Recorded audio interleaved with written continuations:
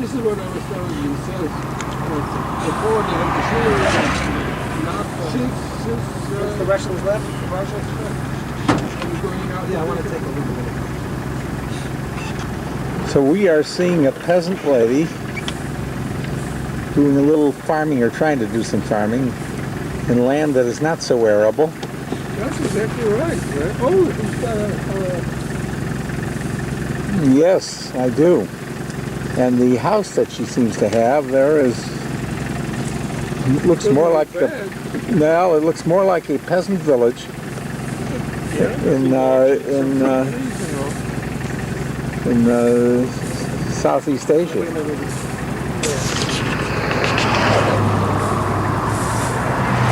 So we right now are in an automobile with Roman, our driver, and we are on our way to Trakai, and we are probably 8-9 miles away. And we have passed all of this farmland, really, and that is not very productive. And I think one of the real lesson here is that if you take away the incentive from people, they react negatively.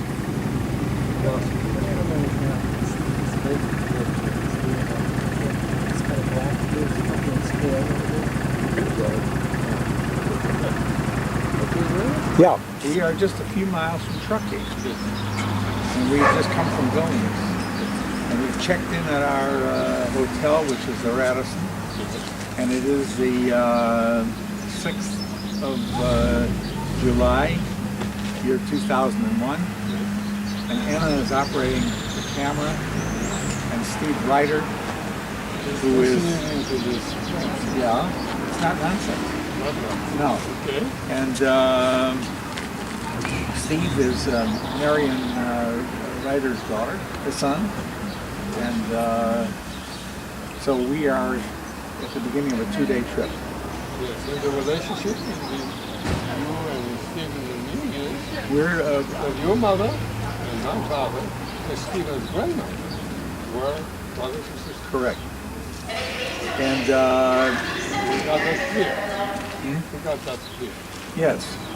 And Can you hear? And this the town? reason we are stopping here, what is of interest to me, and maybe to you, is that when we lived in Trakai, this was the closest station, railroad station, from the world to Trakai. And no matter where you came from Warsaw, or Vilna, or to Berlin, that's as far as you can go by train. very interesting. And normally you get off here and there would be horse and buggy, the cabs on and drive us home. And just for the record, just a few minutes ago, we were on a very modern highway, but there still was one horse and buggy. The driver said that we also went with a modern way. You had never seen the old way because they are doing repairs on it, and it says there's a big detour and it's closed. So he brought us here to New Orleans. So you went to grade school, grammar school, also in Vilnius? No, Or we here? went to grammar school in Trakai. In Trakai.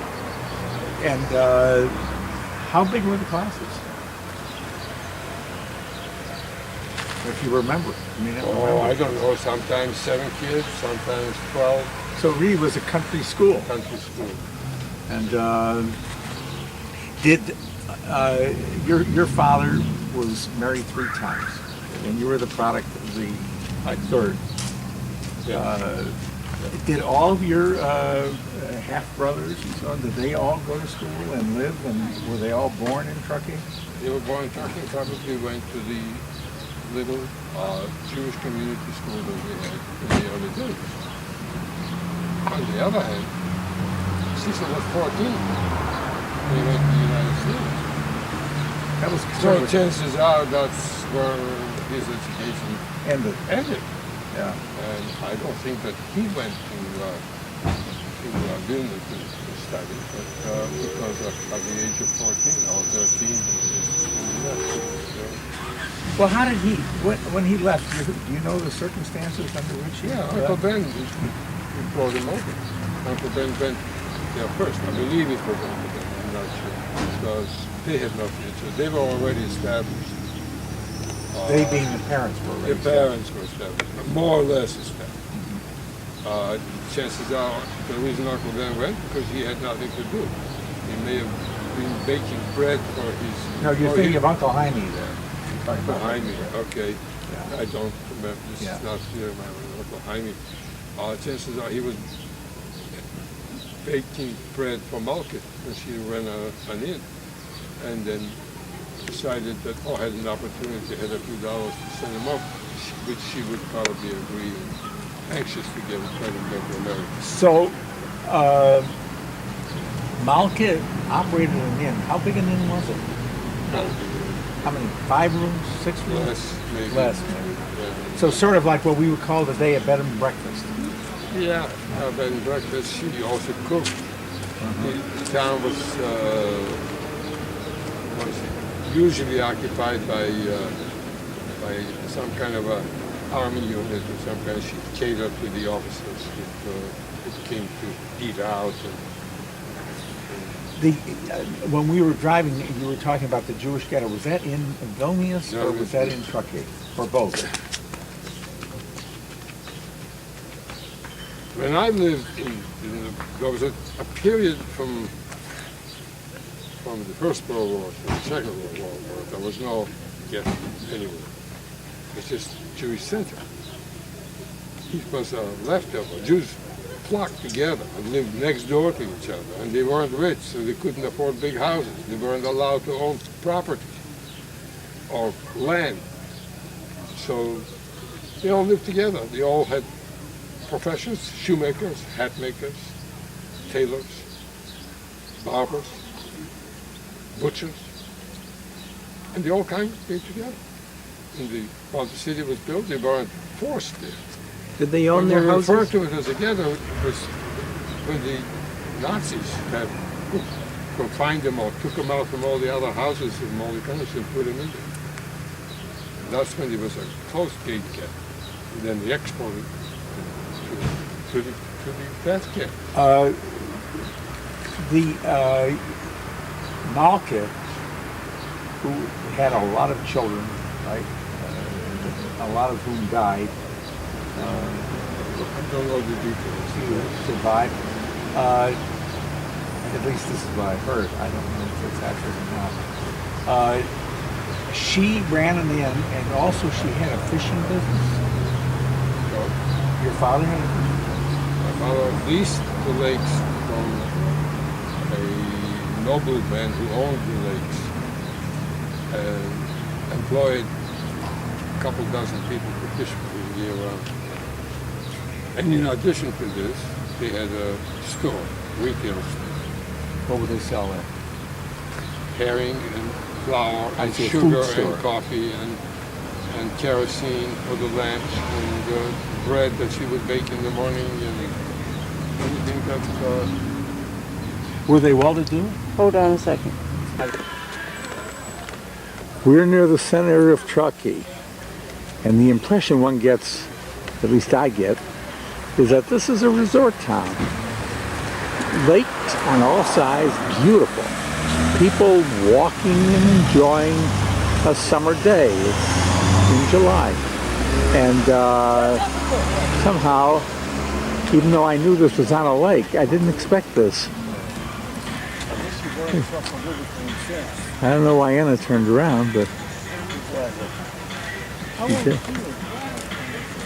And there's the lake, and on my other side, on the left, is the lake, and we're going to eat, I think, right here in a lovely new restaurant. It was not here when Leon and Anna were here last. So that ought to be fun. And one can't help but see the Coca-Cola sign.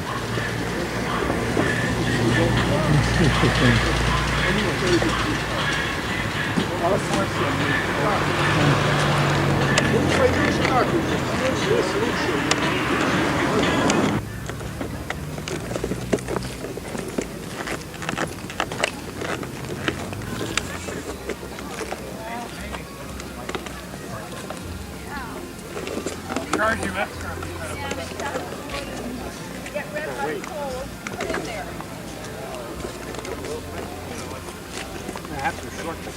Here we are. We're at the. A certain area at a time. They would go out on boats. Turn around, Leon, and tell this thing. Go ahead.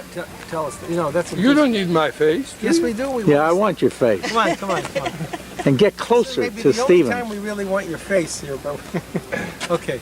Face the camera a little bit. Leon tells me we're at the lake that Leon's father leased from a nobleman who owned the lakes. All of these lakes around Trakai. Leon's father, who would have been my great uncle, my great uncle, and Leonard's had the right to fish, and he had the exclusive right to fish from these lakes around Trakai. They're very beautiful lakes. We're now going to eat in a restaurant behind me that's right on the lake. Across from where we are, there's an old castle which did not belong to the nobleman that leased the lake to my great uncle. It belonged to the king in the 12th century. It belonged to the king in the 12th century. This beautiful castle across the lake. On an island, right across there. You can see it. Right across from us.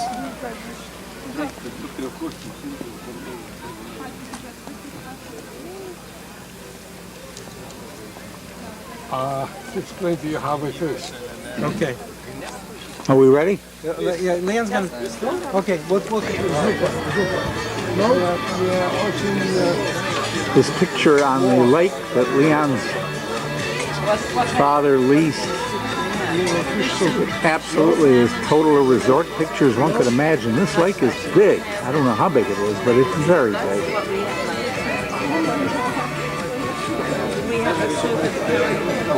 I'll tell you, one would not mind living in this town.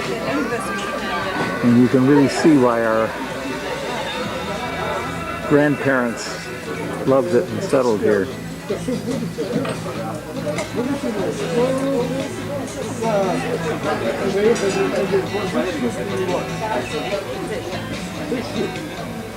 Not too hot to shoot. What did you say the currency? Look at the size of this lake. And that's these are the lakes. Look at the size of this lake.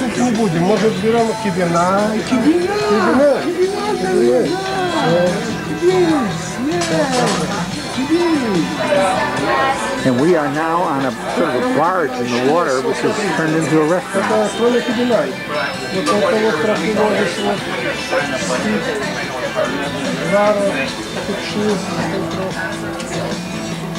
There's not many hotels to spend the night in. They wanted to develop restaurants. There are also people who are much poorer. Nobody had summer houses per se. They didn't have second houses. They're lucky to have single houses. So it was a tourist place, but you came in a nice day. You took the bus over, or the train and a horse, and spent the day, and then you went home. Places like this.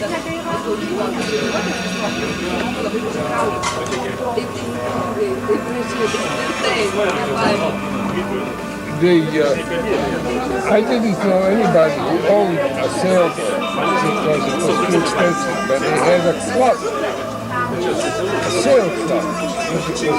They had boats that were owned by the club.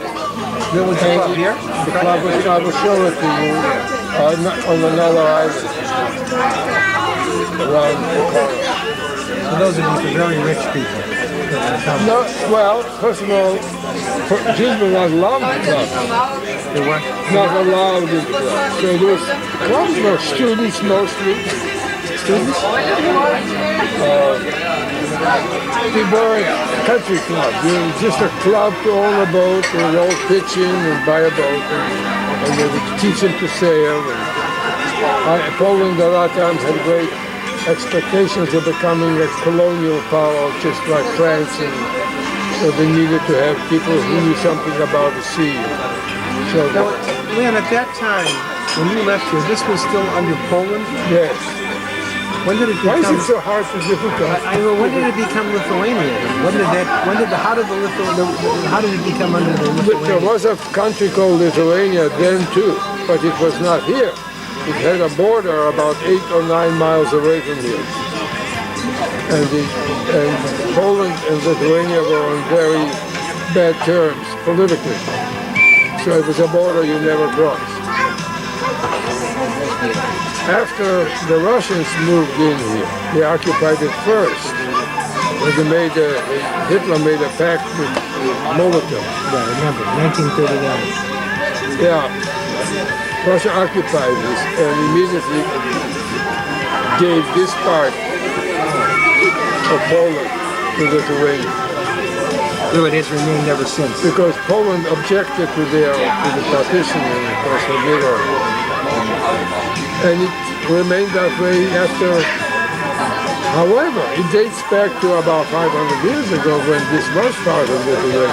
Lithuania was a big power in those days. It was bigger power as Poland, bigger power as Sweden, or Denmark. They were all pretty good sized powers.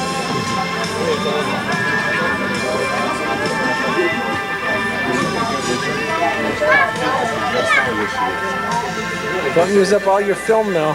Why not? I've got a lot. Do you? Tomorrow we're going to make you row a boat. All right.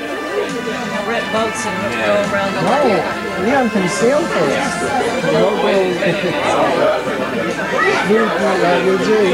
Ну сегодня такой день, погода хорошая, плюс праздник, знаете, как тут едут.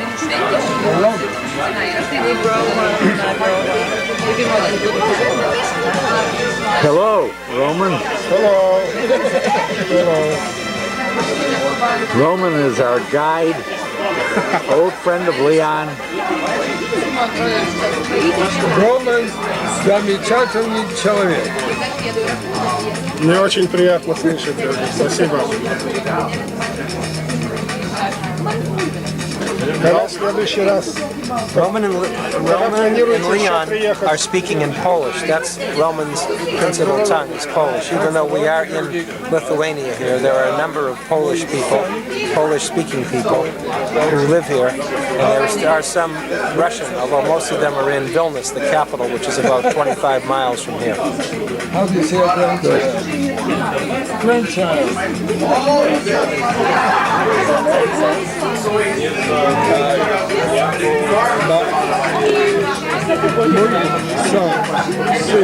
Сын.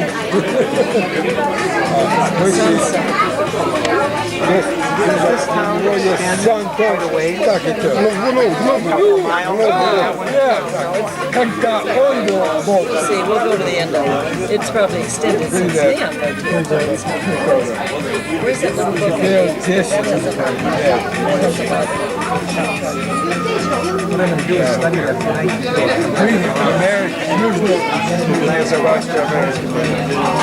It's Очень дорого. Stalin River.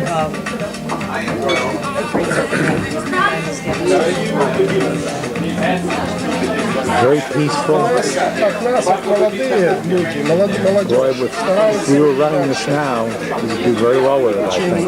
Невозможно, понимаете, трудно But жить. we're not.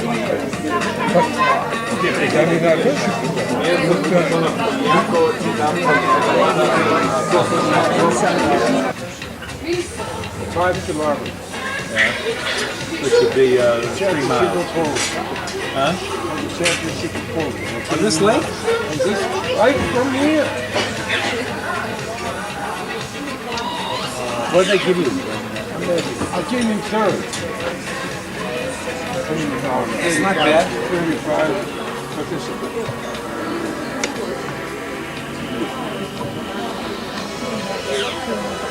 You say it's 5 kilometers? 5,000 meters.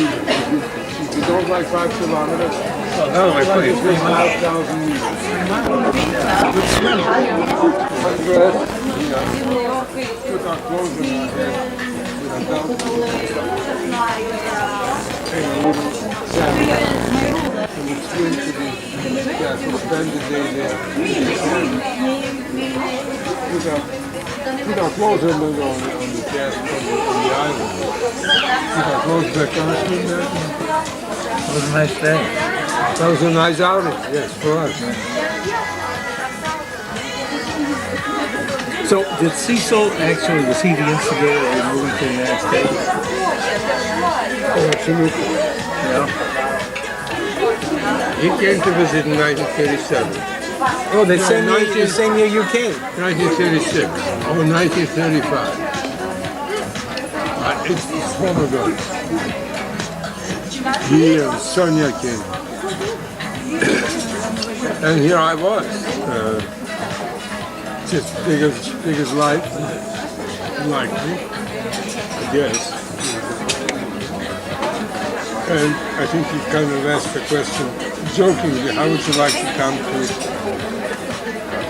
the United States? I said, I have no great desire to. Actually, I was beginning to verge on the communist concept, which was America was a big boogaboo and Russia was the panacea. So I wasn't just told off. Don't, do not,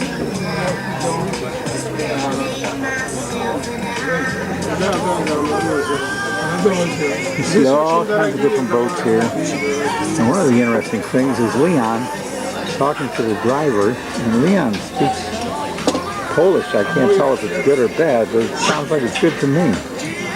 Ваша земля здесь, да? Вы имеете право. Roman, our driver, he's a very, very nice fellow, and he's just had a grandchild. And he says it doesn't bother him at all that he's got a grandchild. The only thing that bothers him, he's married to a grandmother. And let's see if I can give you more of a picture of what this restaurant is like. Старичка такого, помните, он же знает, да, эту фамилию? Тут очень немного. Like, here's some people out here just unloading some new light sailboat. 30 фамилий были. You know, if this weren't such a poverty-stricken country, this would be one fabulous piece of land to develop on because Ну это до войны. Часто я не знаю, но до войны. well, a hell of a lot of difference in California or anywhere else, except that it's extremely pretty. Extremely pretty. And there are people. They're just enjoying it, and there's a bridge. It's a wonderful bridge, and I've been sitting here for over an hour, and the bridge is constantly filled with people. Of course, I understand today is a holiday, and this is the weather is resort weather, and so everybody is taking advantage of it, which is, I suppose, what we would do too.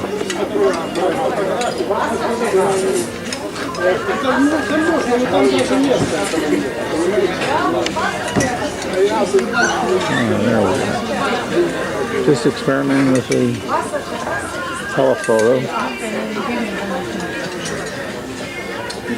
I must say I never thought about this, about Vilnius and Trakai as this beautiful and as a resort.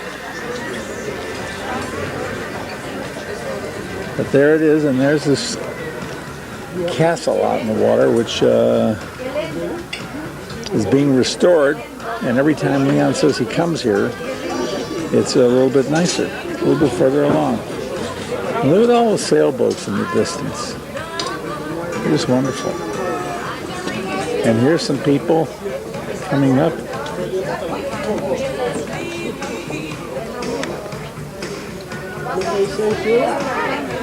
In a rowboat.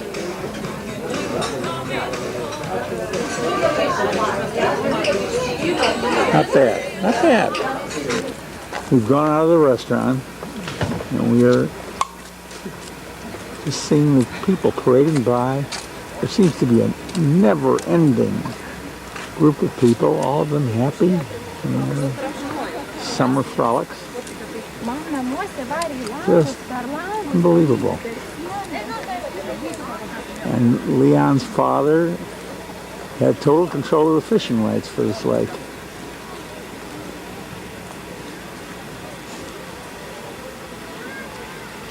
Really wonderful. Something to see, I must tell you. And here's a little kid with Mama.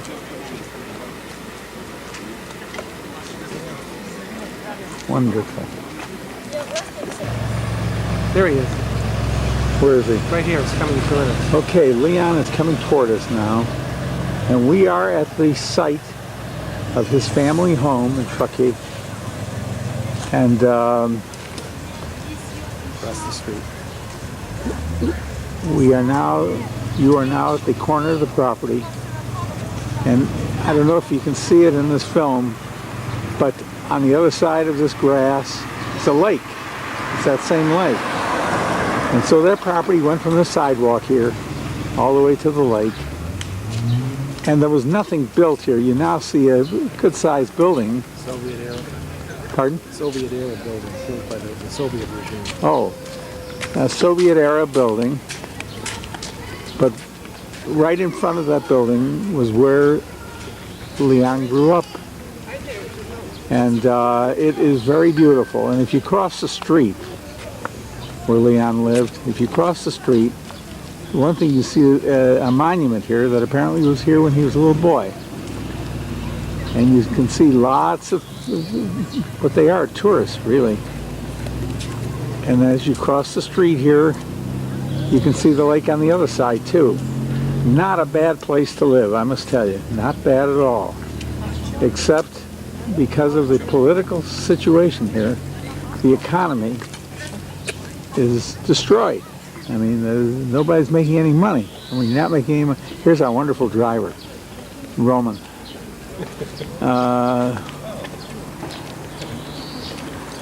So there it is. Now let's get Leon in here. Very good. Here, that was a grandmother's house. Then there was another house parallel into almost halfway to the lake. Yeah. Halfway to the lake? All the way back? Yeah. Whose house was that? The parallel one that went to the lake. We didn't only have a house, we had a little ground, and a little garden, and we had a hay barn, a nice keeping Ice cellar, house.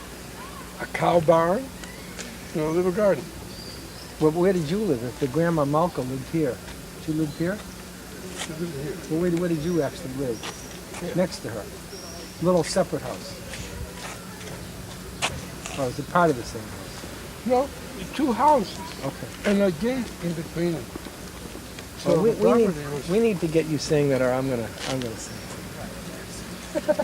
All right, I'm gonna get in right. Leonard's Can you- getting it. Leonard's getting it. I'm going to Okay. get a picture All of right, you I'm on gonna- your I'm gonna property. tell- I'm gonna tell right here. Leon, you're being followed. Yeah, but I don't need that much photographing. Why? Leonard?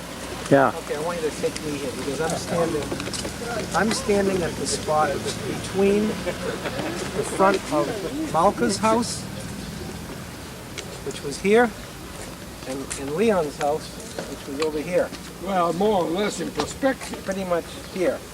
And I'm standing this Okay. and Leon, and me and Leon together. In the house. We're going to be in the house. All right, so You want to panorama? no, it doesn't have to be. I think we can put this one right in the middle. Just like that. And that's not do that.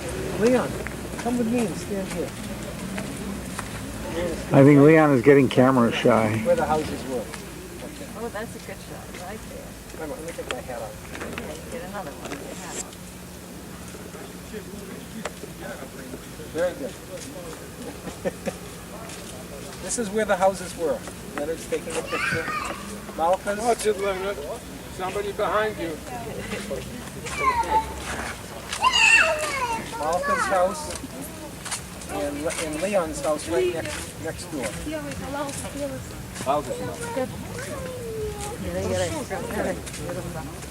So you really got to know grandmother, didn't you? The driver. Really very special. He told me The policeman told him there was no place to park. He said, I have a guest here whose house, whose parking lot you occupy, whose house you, whose property you are occupying. And he would one time like to go stand in his own property. And he says, okay, go right ahead over there. And he said, they even left him a spot. He found it. He said it was in the front door to the house, which it wasn't. But yeah, actually it was, this was another. And that was the post. This is a very, very wonderful moment here. This was our post office. That green car there is exactly where Leon's house was. Still the post office? No. I don't know if it's the post office anymore, but that was exactly, it's the same house. Looked like that. Different color. Yeah. I would, if you stop photographing, I'll take you on a little tour. Okay. So this is the post office, which is right across the street from where Leon and Grandma Malka lived. And they don't know what it is now. Leon, as a matter of fact, is trying to figure that out right at this minute. But to give you an orientation, you go down the street here, and there's the other side of the lake. There's a lake on both sides. It's really magnificent.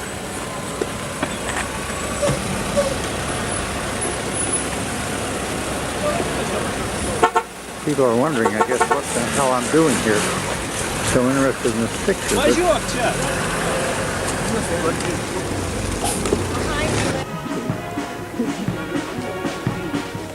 This is part of the same park, the park where Leon really...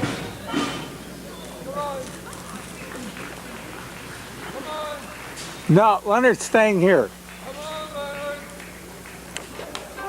Okay, you're recording now. How do you shut it off? You hit that button, the red button.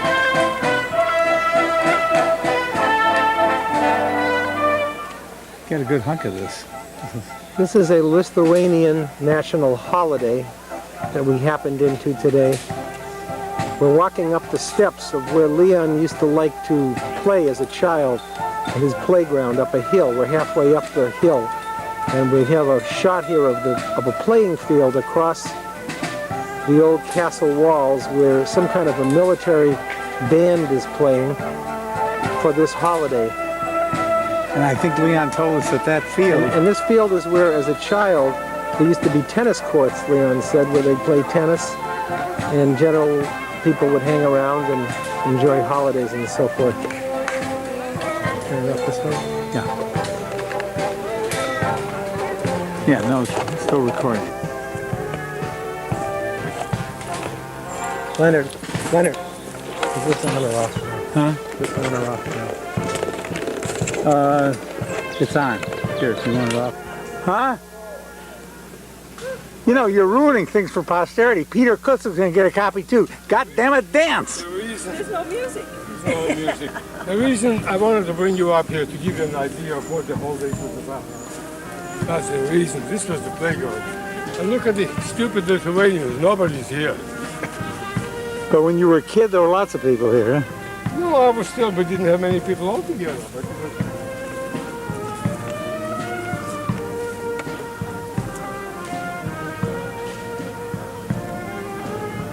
Well, you get a feeling as you watch Leon that he is very touched Oh yeah. by being at his home stomping grounds. I'm very pissed off that you're asking him so many questions. Yeah, well, he ain't seen nothing yet. That's right, we just started. He ain't seen nothing yet. And he gets a couple of hours of rest and recreation. And this is part of it now. This is Leon taking the rest and recreation before more questions come.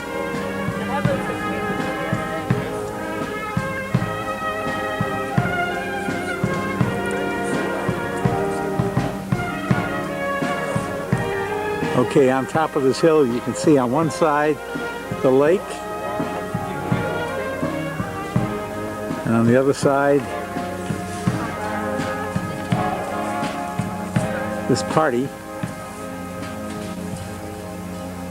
Beautiful, just beautiful.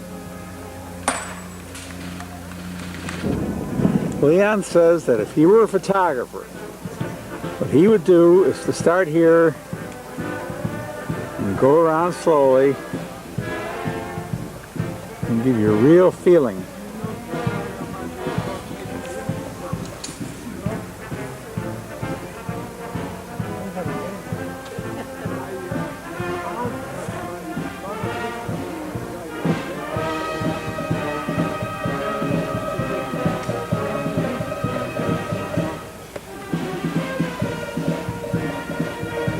Well, you can see what he's talking about.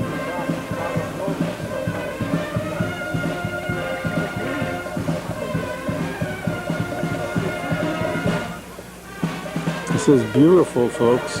Just beautiful.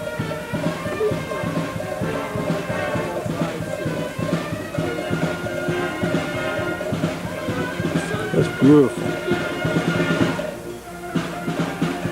And this was Leon's playground. And the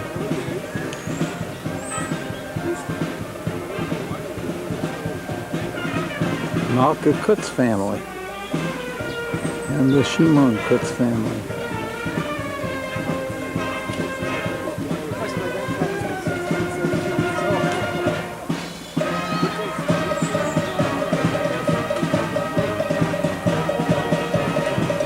And here's Leon explaining the gospel to Stephen Ryder and Anna. These are my stories of this. Well, they have policemen. There was one policeman, maybe two, and he was walking through the park, and he wanted to show somebody, and then was embarrassed. It was a naked kid up there. It wasn't in jail. Somebody could get in trouble. I mean, in the film. This is an incredible opportunity. Too small. Just the kind of thing that these videos will bring home later. Leon was caught on this spot naked when he was 5 years old. Yeah? Running around here. His mother's sister from Australia was visiting and had taken him up to play. And it was a hot day. He took his clothes off. And he did it another time, and a policeman walked by and gave them a citation for some kind of public nudity. At the age of 5? 5 years old. Only in Lithuania. And he said that they went down, he was the only policeman that was ever in this area. They went down to their house, which as you saw was only less than a quarter of a mile away. And his mother, Leon's mother, invited the policeman for a gefilte fish dinner. And the citation was torn up. The Jews were good for something. It was a true story. Good, thanks.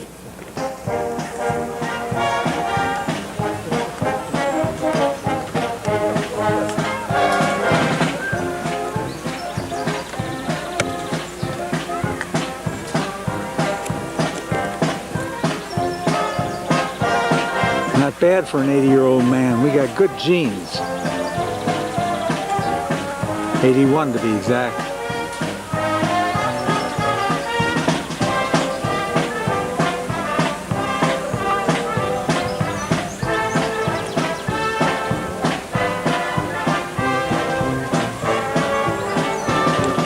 Okay.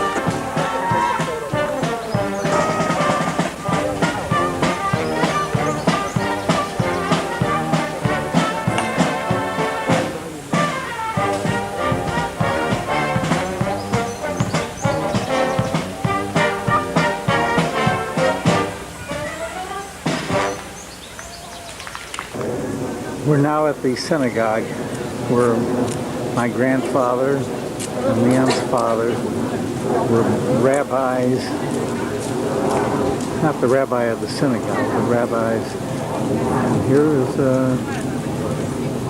where horror took place.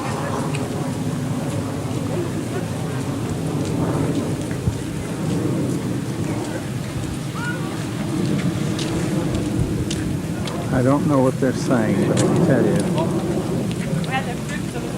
this has got to be a very, very solemn moment.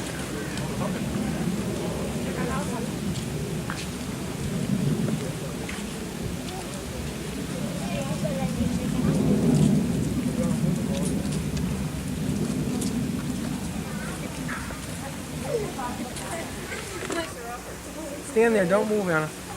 Yeah, this is a fixer-upper sort of. Right across from the lake. Can you imagine a thing like this being allowed and taking place in California? But these people here, they're poor and stupid. Incidentally, the thing I pointed out to you is a house where the rabbi was Leon's father and our grandfather. That was wrong. That was a house of the Karaim Jews, who really were kind of like the Jews for Jesus. And Leon says he was here several years ago. And he was here several years ago. And they had a Star of David on here. Here it is, right across the street from this magnificent roof I just showed you. But they've removed the Star of David. It's gone.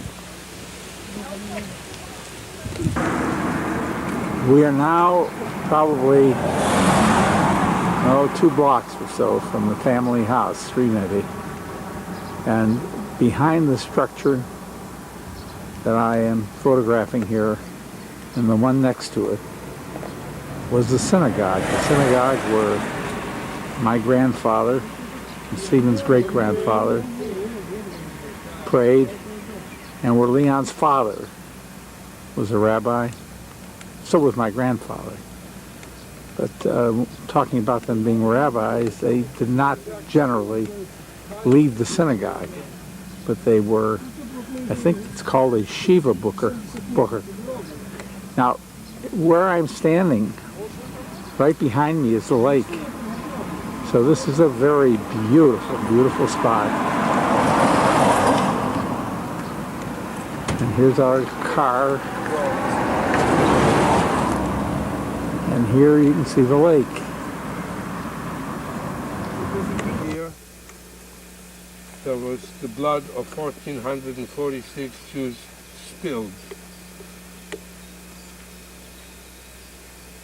Children, women, and men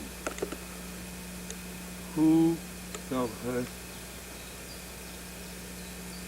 were the Nazis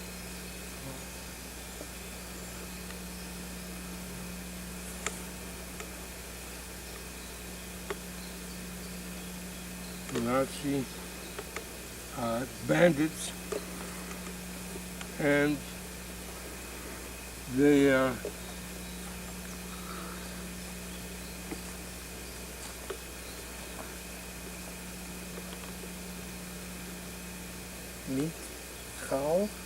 meat helpers, and they are collaborators. That means the Lithuanians. Haben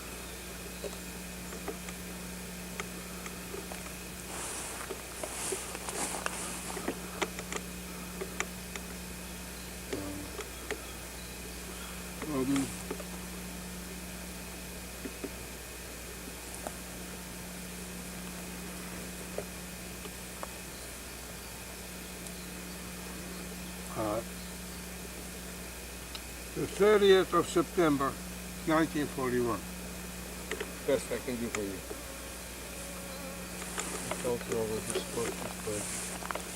Haben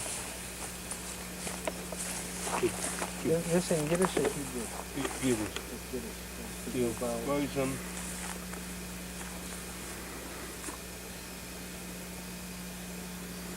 Shall I read it to you once more?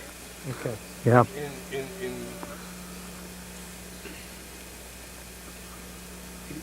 On this spot, the blood of 1,449 people was spilled of children, women, and men,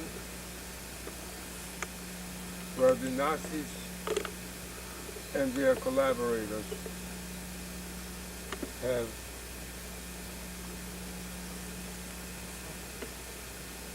slaughtered them. It happened on September 30th, 1941.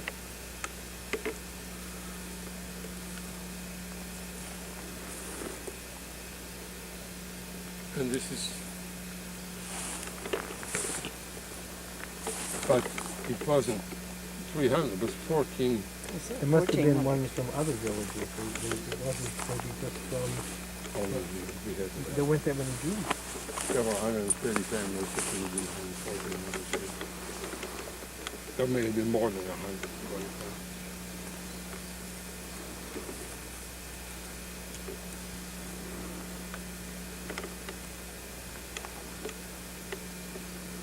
See the picture within it? Picture of what? And before long, they won't be able, nobody will be able to read this. Thank you, Leonard. Yeah.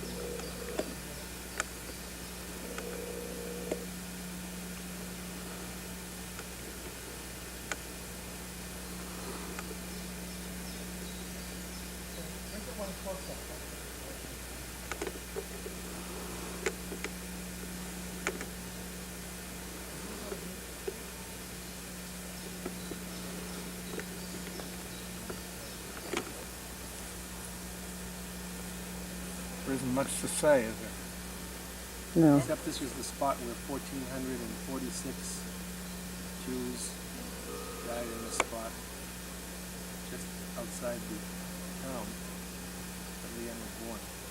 All in one day, apparently. September 30th, 1941. 41.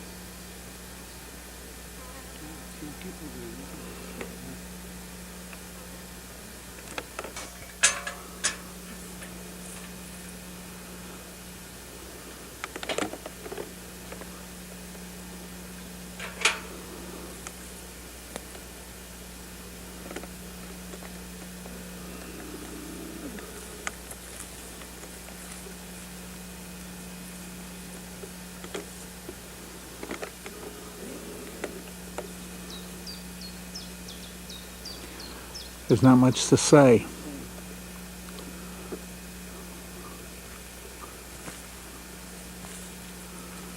Not much to say.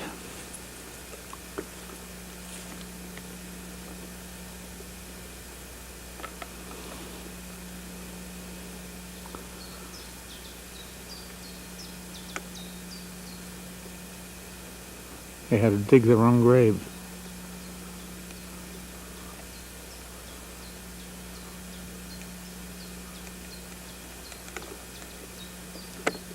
No, there was some Karaim survived, and I told you that they would be caught up with that. After the war, all the stories that they had. Karaim took a friends and their families. This is a yacht club, a very short distance from And then where some of their own local people. the Kutz family lived. And right behind me, less than a mile, is that gravesite where they marched these 1,400 and some odd people, made them dig their own grave, and then shot them.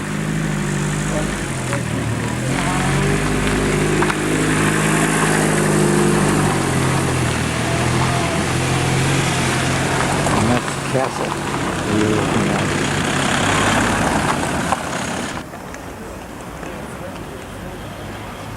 We are right in front of the Radisson Hotel in Vilnius. We finished our breakfast and Leon is giving instructions to Roman, our driver, as to where we have to go. This is our car. And, here you can see the sign. So I quit shaking it.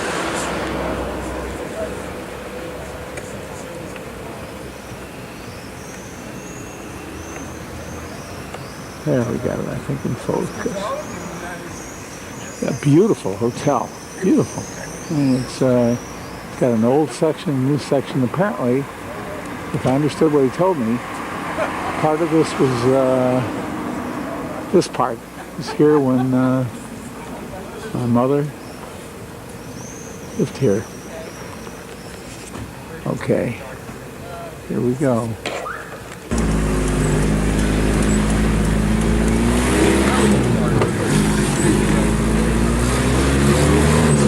On which Leon lives.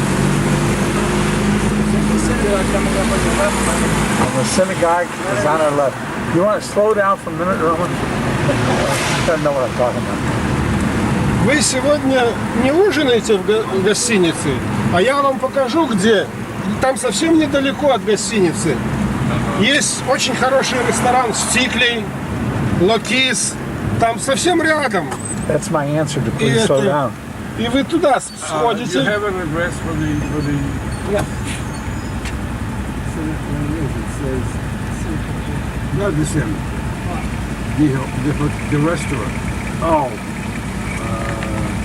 In downtown. We'll take care of that later. He wants to show us another restaurant. We are at the synagogue in Vilnius. Very impressive. There apparently were many, many synagogues before the Nazis. And now I think this is the only one in town. They don't have a rabbi. They don't have that many people that have a shamus.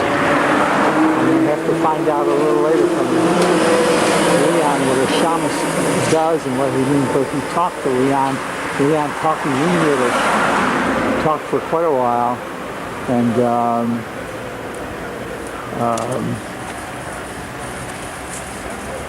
so here are Leon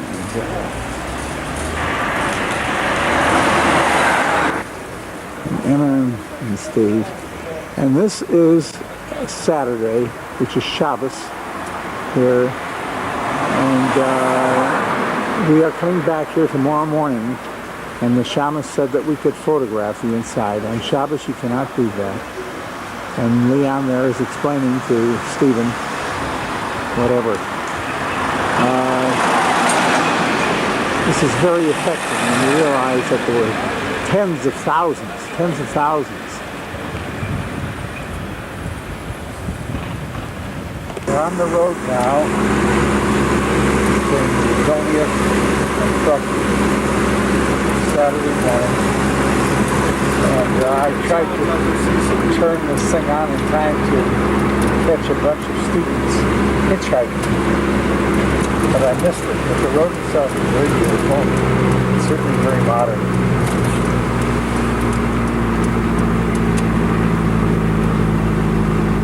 Here's one of the students.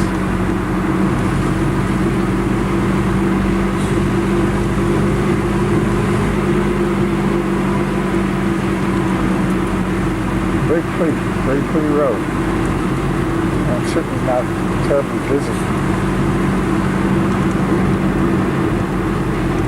Другой будет, но я ж не виноват, что книги так быстро, долго печатают, а премьеров меняют часто. А почитаете там на английском языке, все как положено.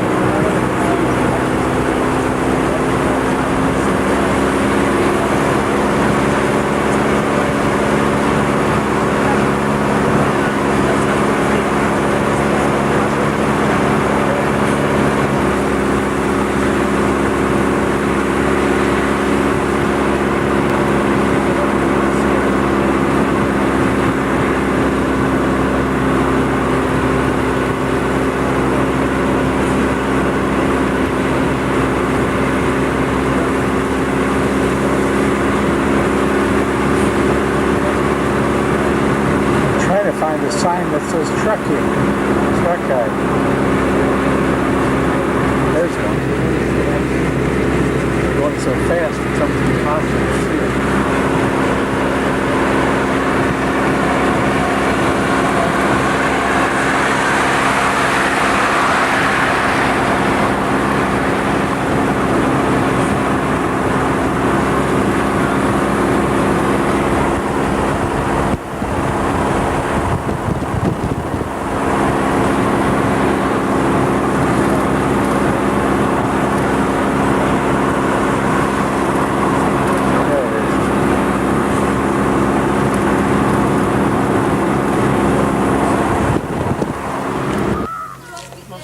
So here we are. What you're seeing in the photograph is where my grandmother lived in one house, and it was also an inn, sort of a bed and breakfast kind of place. And the other house is where Leon and his family lived, Shimon. And they went back about halfway down between the sidewalk in front of you and the lake. I don't exactly know who Leon is talking to here, but he is obviously, he was introduced to this young man by Roman, our driver, and it's very interesting seeing the way Leon behaves with him. He's very debonair. So he'll tell us in a minute who he was talking to. Who are you talking to? I'm just talking to the driver, and this is the driver's son-in-law. Oh, for God's I've sake. just been introduced, and his daughter speaks English very well. And I asked the son-in-law if he knows any English, and he said very little. Does he live here? And he lives nearby. In fact, he is in service here. I don't know what service he is in. I didn't have enough language to inquire, or it wouldn't make. But apparently, so they are off for a little family reunion, and he told us to go ahead and do anything we wanted to, and we will pick him up. And he's going to take us to Tiskevich's. He's going to take us to the castle, not a 12th century, 13th century, but a new one. Okay. Who owned, he was a Polish count, who owned the lakes and from whom my father used to. Oh, that one. That one. And Good. it's a lovely spot in the country with a marvelous house, and last time we were there. And I saw a stork and storklings, if they are called babies, on the roof. And this is famous. Trakai was famous for. How far away? Is stork. it in It's on Trakai? the other side It's of on the the lake. other side of the Oh, lake. good, It will be about, I don't know, 5 kilometers. Nice He idea. has to make a circle around. Good. And this will be, of course, once a history. I was going to simply walk and show you some of the rest of the town, but he Why don't says, you two sit over, you three sit over there and I will. We thought maybe we'd sit here by the lake and have you tell us, and we'll ask you some For the questions. record, I'm Cecil B. whom are you? I'm doing that for Leonard. Oh, Across the street from Leon and my grandmother's house, they were separate houses. And Leon has graciously agreed to tell us some things about his memories. So why don't you start, just tell us whatever comes to your mind, and then as we get some questions, we'll ask you.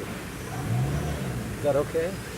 yeah, you've already said I was born here, lived here for 17 years. How was life here? Was it a pleasant life for you? You lived here until you were 17, you know?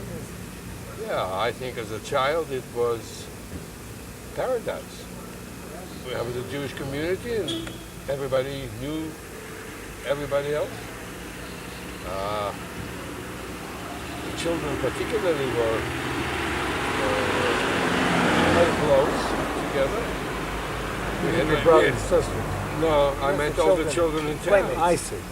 And we had a particular bond because we had lots of forces against us, such as anti-Semitism. And nothing would have, the other kids in town would have loved better than to beat up on a Jewish boy. So we always hung together. Stuck together. Yeah. We had our own soccer clubs, and we had a kind of form of a baseball, and we were swimmers. And so, how did I like it? Yeah, it was a small town. It was, and as you have seen from the pictures, absolutely gorgeous, with a lake around it. As I was saying to Leonard a few minutes ago, but for its horrible history toward our people, this would be a beautiful place. No question in the My fantasy was that anti-Semitism after the war would disappear, and I would come here and claim a piece of land, even if they couldn't give me the center of the town back, someplace, instead of that I would build a house and send all the members of the family there for vacation, which of course didn't materialize because I cannot imagine a better place. It's just a more beautiful. fun place, yes. This is why we are. I really wanted you to see this. You seem to be more interested in the total Jewish tradition, which is okay. And the questions that you have asked me here about Jews from here and there, I come here with a totally different approach. I know more or less about the tragedy of the Jews everywhere else, and I really don't want to find out terribly much more. It's painful whenever you find it. I come here as a sentimental journey and thought to have two cousins here, whom I love dearly, to show them a bit of their roots would be interesting. So here we are, telling you all about it. Don't know what else you want to know. We had an exhausting day yesterday.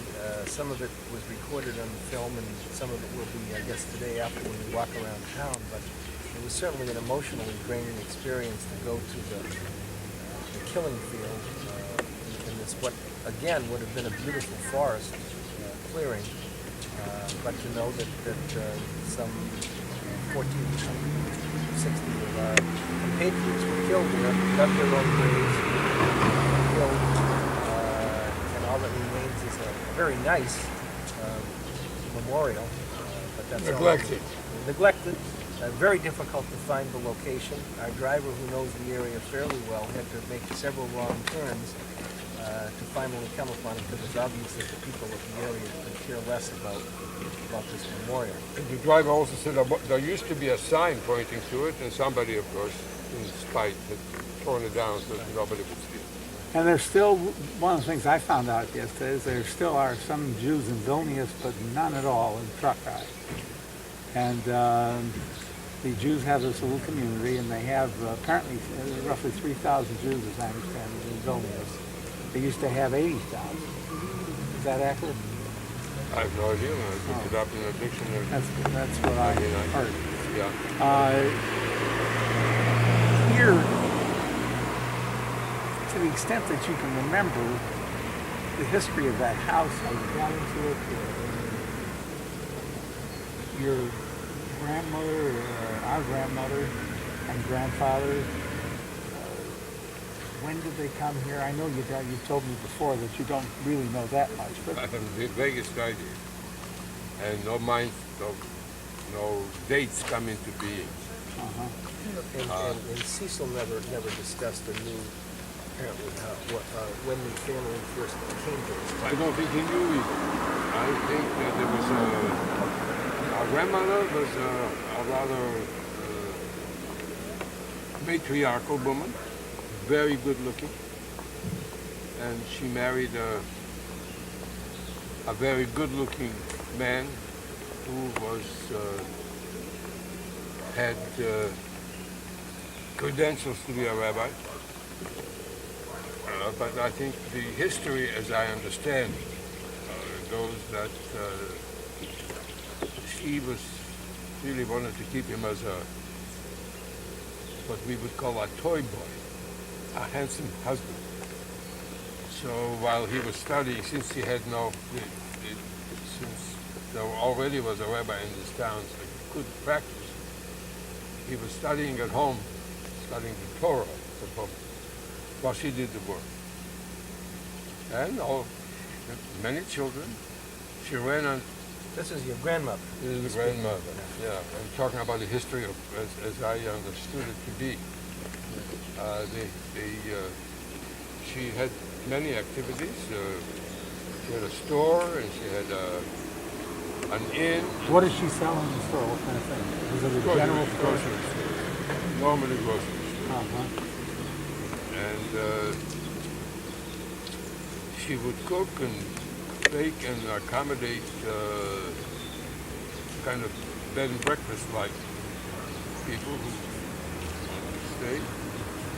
And as her children grew up,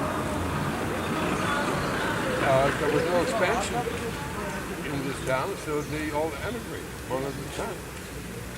And I think you know the rest of the family all well, but Uncle Jaime or Uncle Ben, I don't remember, or don't know who went to the United States first. I think Uncle Jaime, because I think Uncle Ben came to the United States the same time my mother did.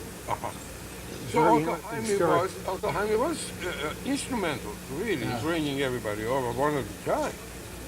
There's a wonderful story that I was told that when they came over, my mother and Uncle Ben were going to beat the odds, and they wanted to have a really American name. So they changed their name from Kutz to Levinson. So they really be Americanized. Because they were these daughters of the children of Leon, was my name. His name was, in Russian, was called Lev, and Lev is a lion. And when the closest thing came to them, and it was also kind of a Russian derivative to the son of so-and-so, Simeonovich, or the Russian. So they became Levinson. Well, I know that that was right. I'm out of film. I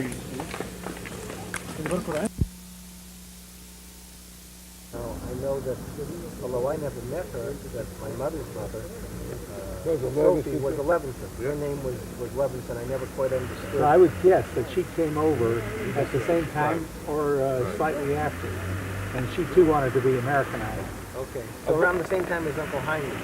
Your mother, because I guess she died when My grandmother. your grandmother, excuse me, your mother, I know very well, your grandmother. And I don't remember very many times people talking about her. She died very young. She died very young. So I don't, but I know that Leonard's mother. Tell me some of the, you told me one story about she lived with Anna in Vilnius. Yeah, I think when they were young girls, they were trying all kinds of things to make a living, I suppose. Yeah. And I think your mother was a sales girl in a shop.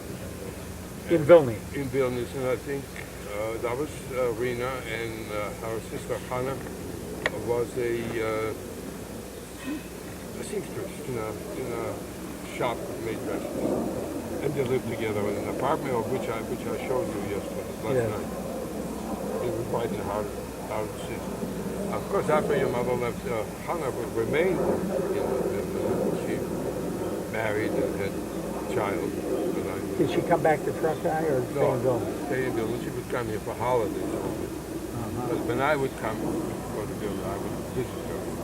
Probably to get a meal there or something. So you went to grammar, what we would call grammar school here. Yeah, I went to grade school. Started with the synagogue or kindergarten maybe, and then you went into Polish school and went there first 5 or 6 grades or so, and then I went to Vilna to study in a Hebrew gymnasium. And you showed us where you lived when you were there. That you lived in a little room above a store that your father was a customer of. Right. Right near the temple. I also lived with an aunt who wasn't really my aunt, but was my brother Abraham's aunt, whose son I very much admired. His name was Yitzhak Zuckerman, and he became known as Ante, one of the leaders of the Warsaw Ghetto uprising. And he has a book called Surplus of Memories, which tells his story from the war, which I promised to send you, Bob. You know, now you're really stuck because this is really on tape. And you have no choice. Now we have it to film. Yeah, when your father had the commercial fishing rights to The lakes, yes. this lovely lake, to all of the lakes. Yeah. Okay, It's a small lake, really. I see. Big lake. Yeah, kind of too. They have a little opening there that they build a bridge over, and then the levels started when they fenced it up. The levels of the lakes were different, and they didn't want to do that. So they Do you remember? When he got it? Or did he have that? As long as you can remember. He's had it as long as I can remember. You said that yesterday that he had the rights, he sort of leased the rights to fish this lake, and he had fishermen that worked for him. No, he didn't lease. He had the lease to fish. That's what I mean. Yeah. And he had people that were using nets to go out and make their catch. Raise the fish. Right. It wasn't with a rod and reel. Although the local people in town, they had to fish with rod I and reel. fished with a rod, not a reel, but I fished with a rod. That's why I gave it up. For 4 days, and had me take him around to all the places I had been. So he cares about these things. I keep looking at this monument behind us, and that monument looks as if it's pretty modern, but apparently that was here when you were here. It's modernized. It used to be too much. This was not a paved road, and you will notice that while it's flat, there's a hill that goes down. I remember the hill rolling all the way to the lake without it. It had a little fence around it. And normally there would be beggars in this little square asking for a handout. Or drunks, or whatever. You said, Leon, that the best you recollect there was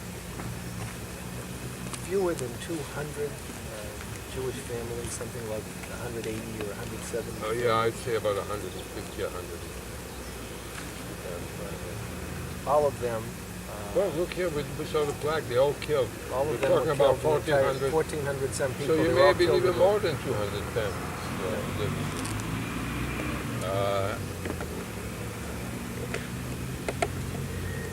Although I can never remember 1,000 people in the synagogue. Maximum, but I think we could gather on even a Yom Kippur or a holiday would be 60, 70 people. So a lot of them weren't that observant, apparently. Some were not observant. They would go there now. I guess with high holidays you could go there. But what tells me it may be 1,400 people that were slaughtered came from, or gathered out from other communities nearby and dragged over the We were told that the people from this town were put on a boat and taken from here, from this side of the lake, across the lake, unloaded from the boat, and then marched a mile or so to the That's correct. killing field where they had to dig their own graves. And this is what happened on. This was on September 30th, 1941, which Leon points out was the eve of Yom Kippur that the Holocaust for this village happened. Well, they told them all together in the synagogue, and they just went there, I guess, hoping to just have a prayer or maybe told them to come some to the kind of a synagogue. negotiation or some kind of a decree was made. They didn't expect it. As I understand it, Except for what we were told later. My parents and my grandmother took poison pills to avoid this slaughter. And what became of them after that? and they found out about this because you said yesterday because your dad had good relations with these fishing people. Most of the Jews have good relationship with people. The kids kind of got a little nasty now and then, but the people were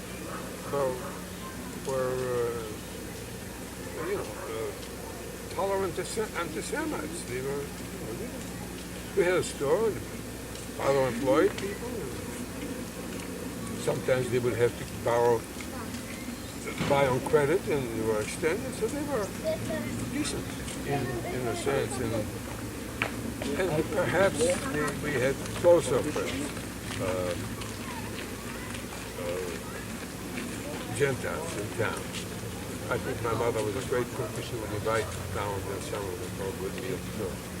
They were also she surely always entertained the policemen.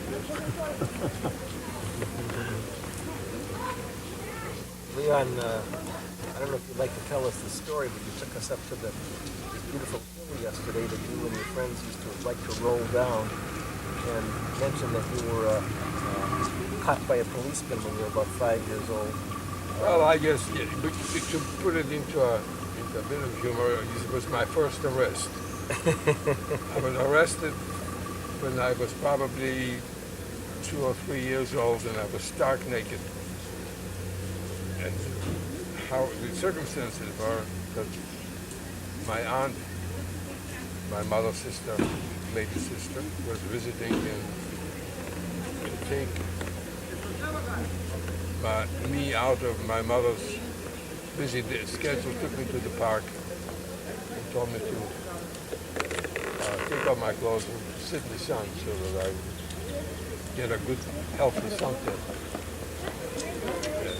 I think that was your first experience with anti-Semitism too. But they saw that you were circumcised, and they said, "Here's one of them."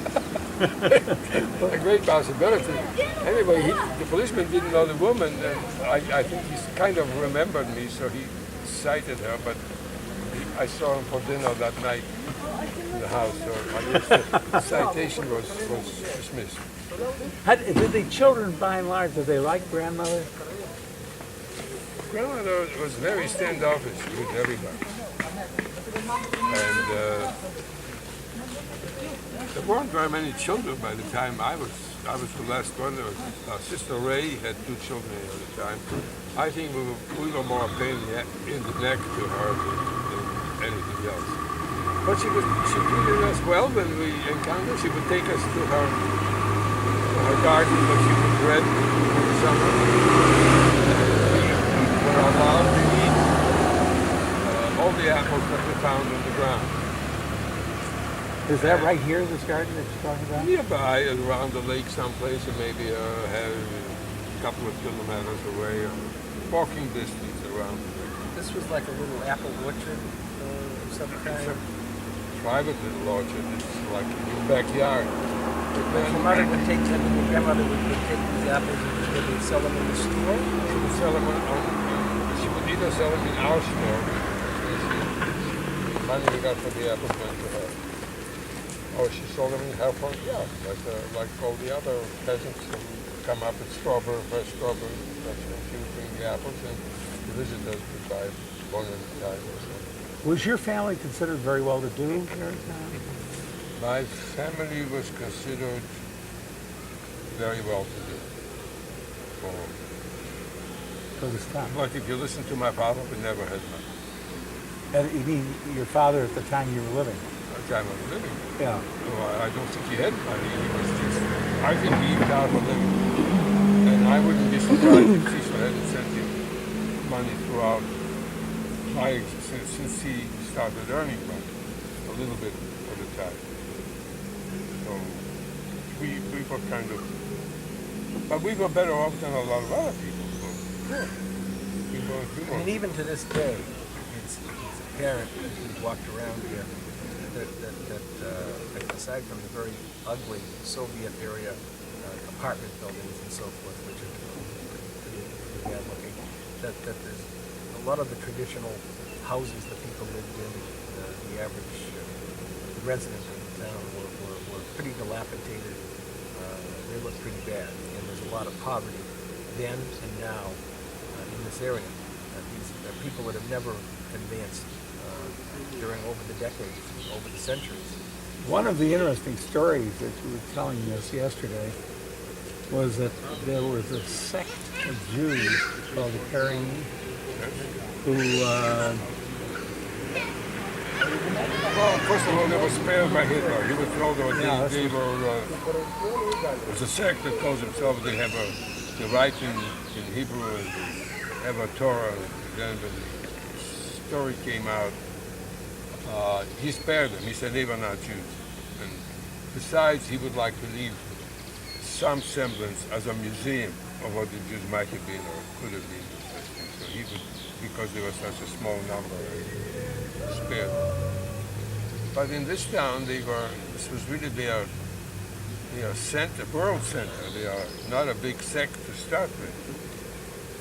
I don't think there were more than 2,000 Karayims in the whole world. And I would say about 150 lived here. So they occupied a certain part of towns which have been pointed out here. Those, actually, the homes that are old, that you can see, have been preserved because that's where they live. All the other Jewish homes were burned or occupied. The army were there. How would the people here in town earn a living? I mean, we know how our grandmother and your parents earned a living. Can you think of About, some? yes. I knew two tailors. I knew a shoemaker. I knew a baker, another baker. I knew people who drove horse and wagon. They were transporting from Land Rover to Trakai, and there was the only connection. In other words, cab drivers in quotation marks. Or would even take you to Vilnius by horse and wagon instead of by train because it was cheap.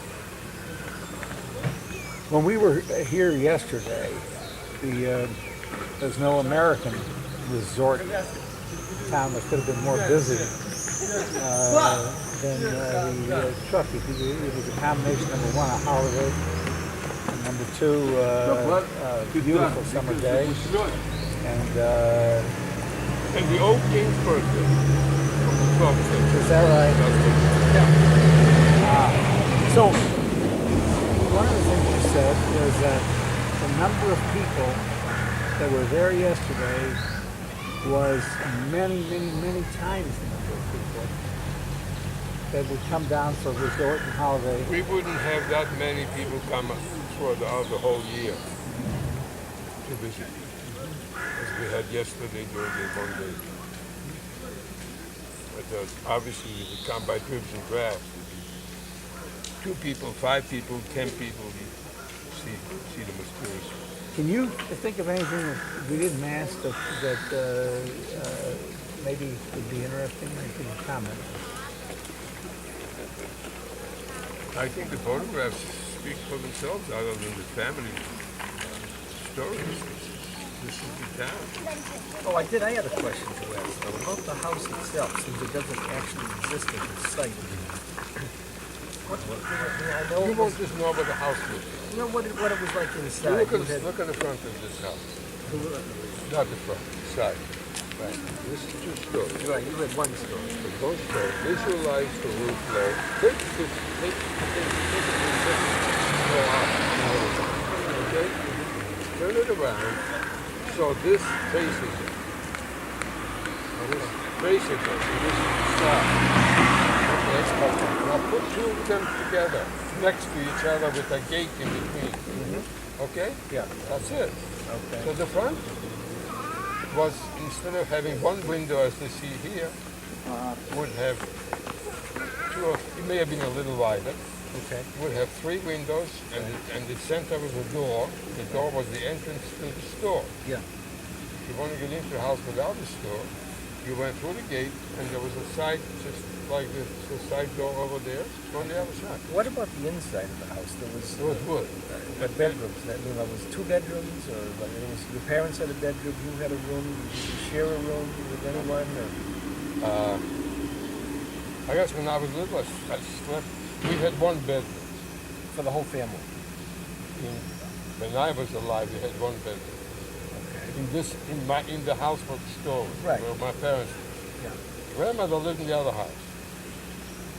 She occupied a bedroom plus a small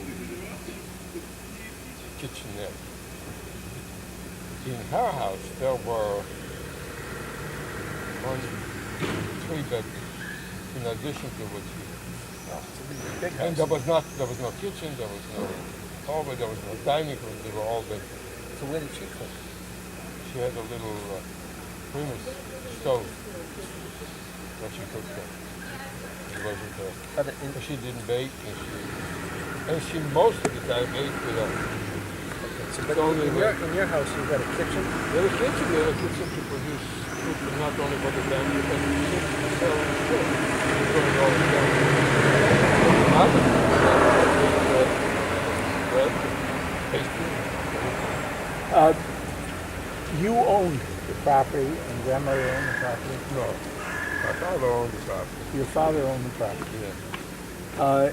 So when the Nazis came, they just said you don't own it anymore? When, first of all, no, you have a mistake. When the Nazis came to kill them, they told everybody to be killed. That was in 41. The Russians were here first. The Russians, this is history that has nothing to do with this town. Hitler and Molotov made a pact to divide Poland.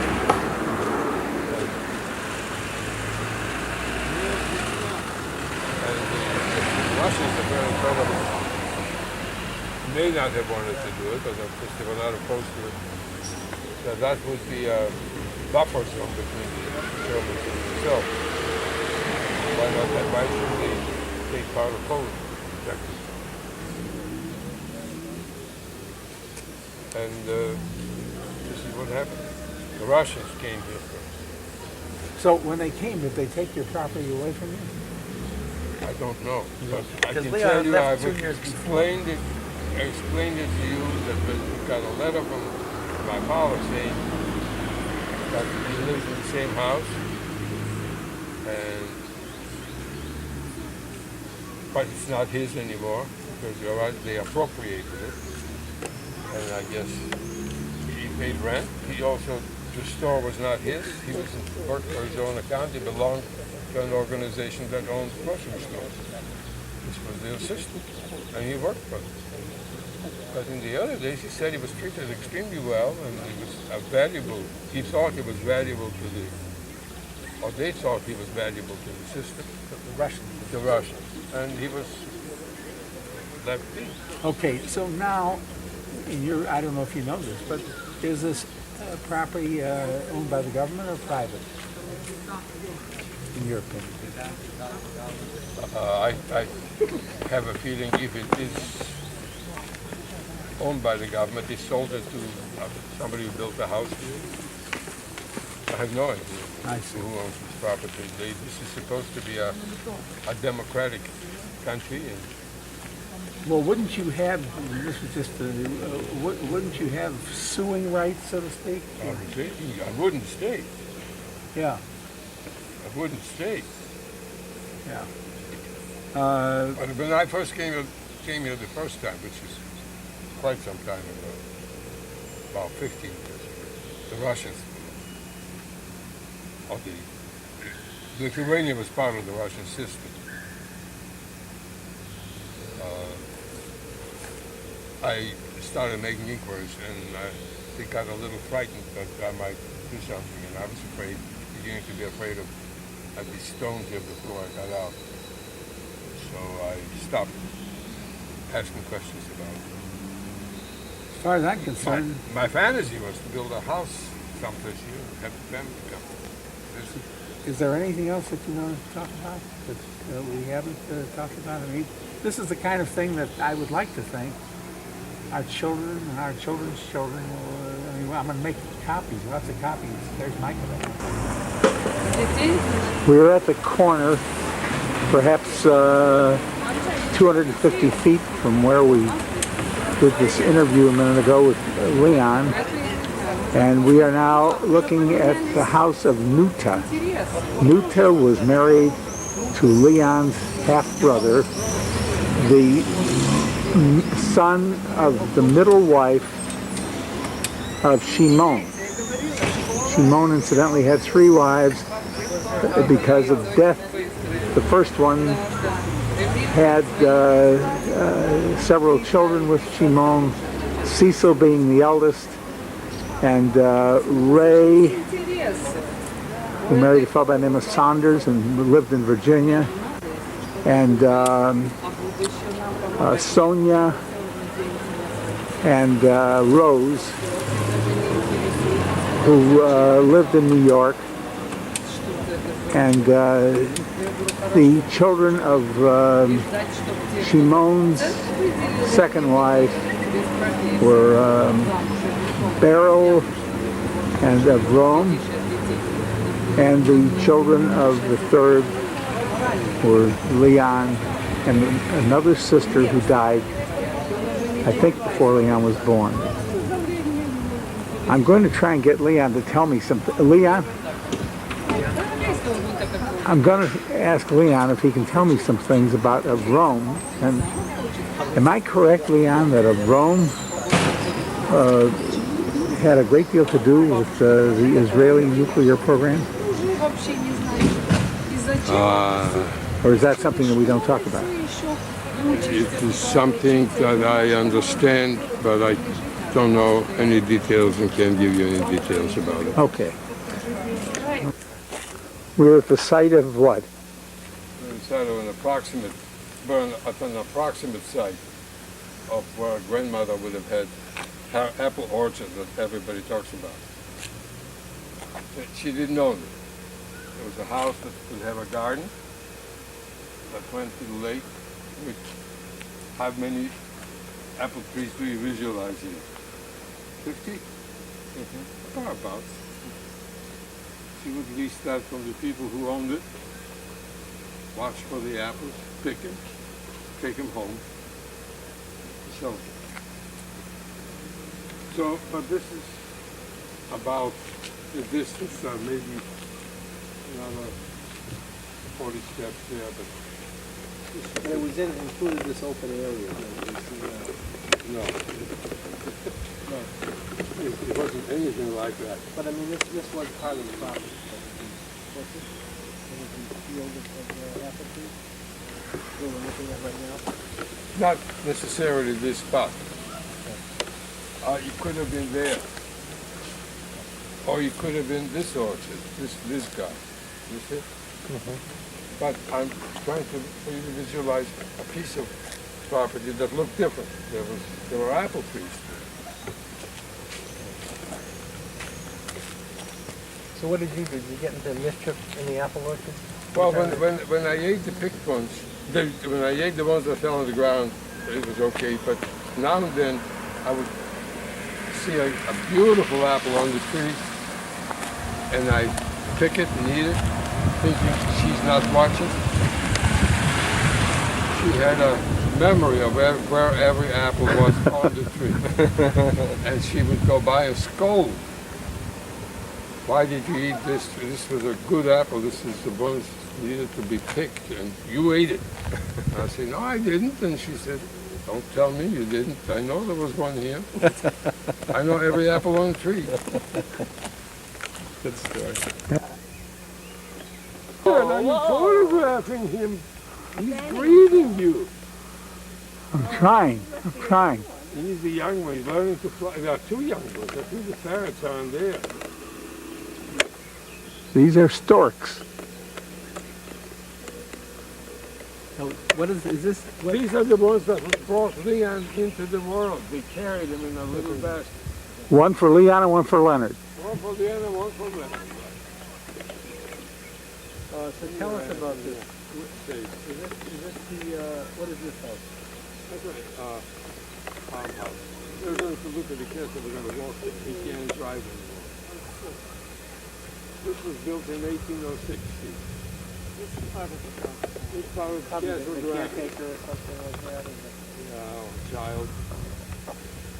They had moldings and we did.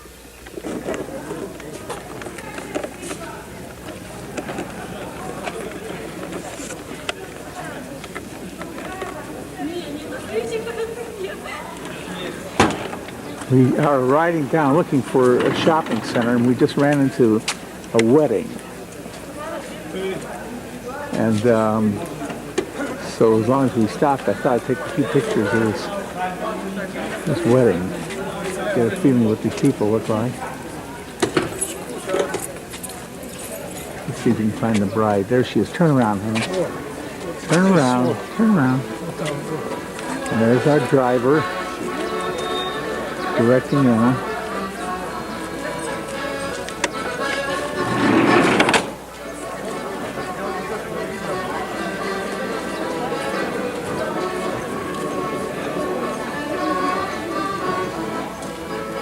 Yeah, there they are. They're going to be very happy. We're in the town of Vilna again. And Leon and Anna and Steve have just gone in the door to do some shopping, but I ran into this group of people who maybe are going to church. I'm not sure. But the street is so interesting. This is where my mother, I don't mean this particular street, but this is what it looked like.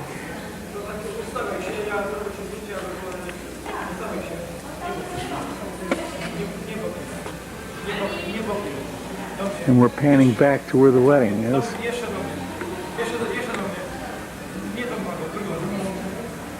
So there it is.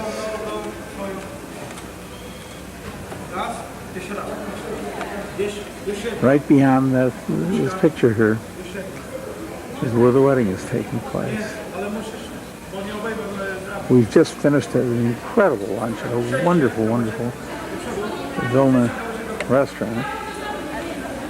And we all think that we're set for the evening. We'll see. It's 3:30 in the afternoon now. Okay.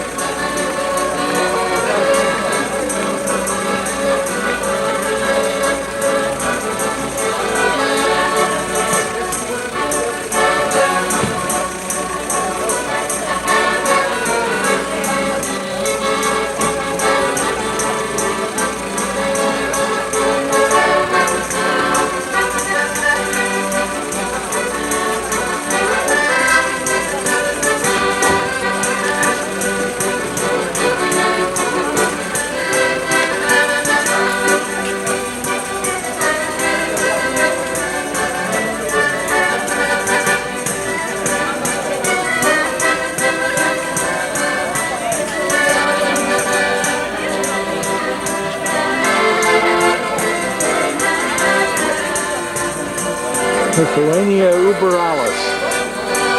Vilnius uberalis.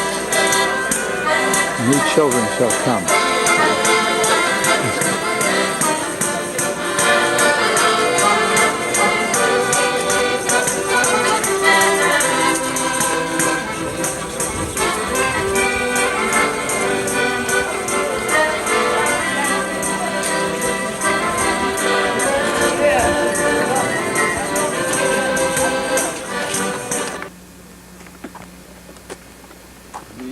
Hitler people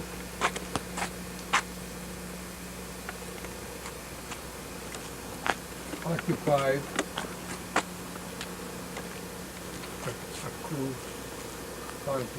the occupiers and their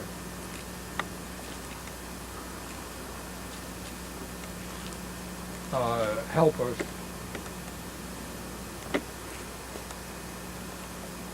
killed 100,000 people.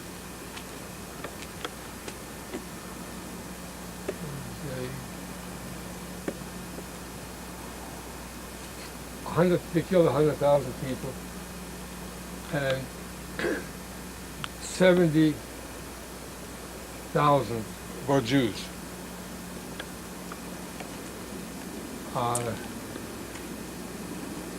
men, women, and children.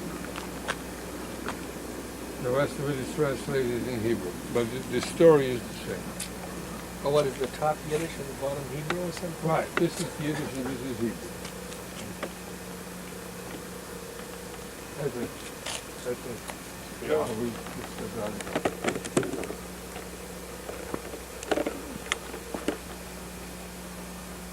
Does anyone have a map?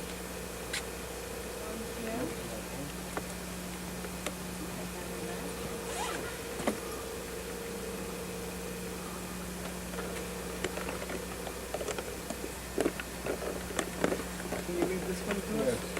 Leon can read this. This would be good, Leonard, to get the whole panorama of left from right.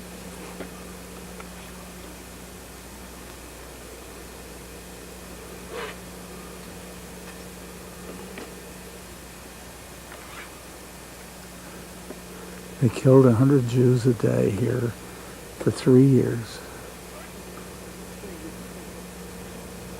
on this site, and then buried them right here.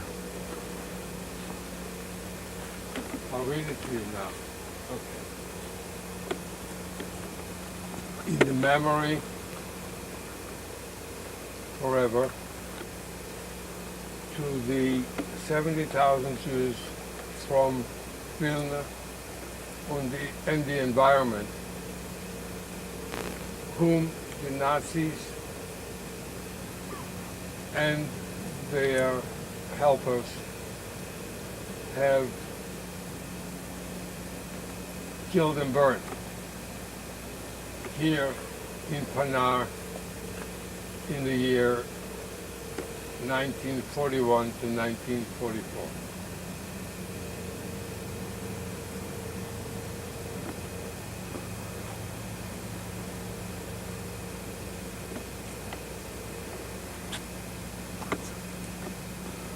That's Emma. Would you light a candle? Are those some to be lit? Just light one that's there.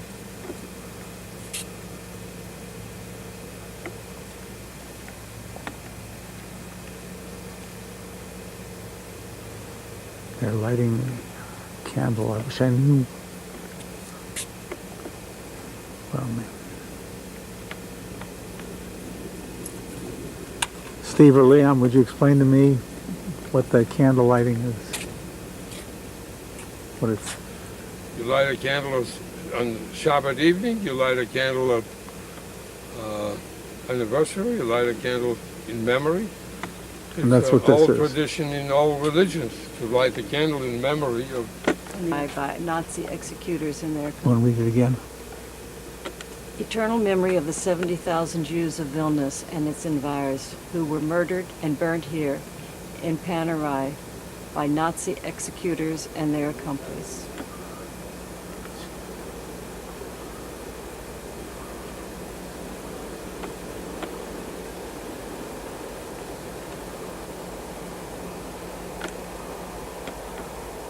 This is the other side of that same monument.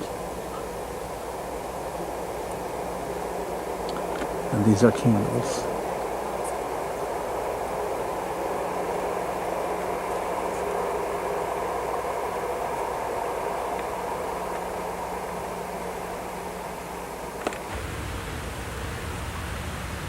Another part, and this is Steve putting a stone. He says it's a tradition to let someone know you were there.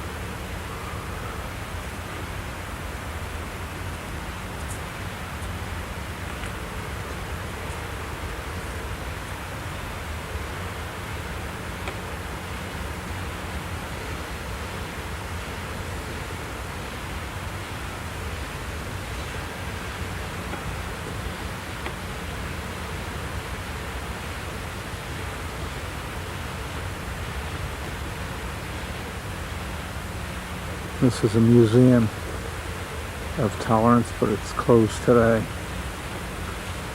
Today is Saturday.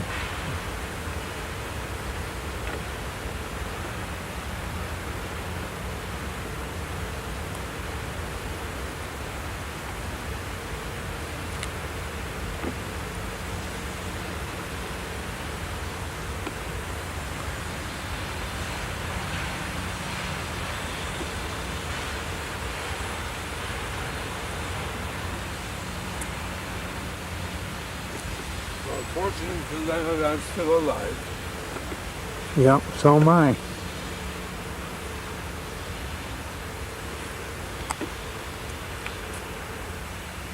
It's hard to tell you how moving